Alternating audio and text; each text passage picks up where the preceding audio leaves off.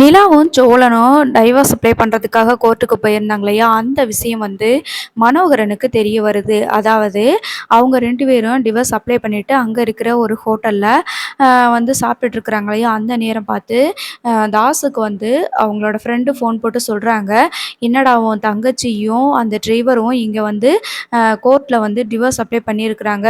நான் நல்லா விசாரித்து பார்த்துட்டேன். என்னடா உன் தங்கச்சியை பார்த்ததுமேனு இவங்க எதுக்கு இங்கே வந்திருக்காங்கன்னு சொல்லிட்டு நான் விசாரித்து பார்த்தேன். நல்லா தெரியும் அவங்க வந்து டிவோர்ஸ் அப்ளை பண்ணுறதுக்கு தான் வந்திருக்காங்க அப்படின்னு சொல்கிறாங்க. உடனே என்னடா சொல்ற, என்னால் நம்பவே முடியலையே, சரி நான் அப்புறம் பேசுகிறேன் உங்ககிட்ட அப்படின்னு சொல்லிட்டு தாஸ் வந்து வேகமாக அவங்க அப்பா கிட்ட சொல்கிறாங்க. அப்பா இன்னைக்கு என்ன நடந்துச்சு தெரியுமா அப்படின்னு சொல்லிட்டு நடந்த விஷயங்களை வந்து சொல்கிறாங்க. என் ஃப்ரெண்டு தான்ப்பா ஃபோன் போட சொன்னா அப்படின்னு சொல்லி சொல்கிறாங்க.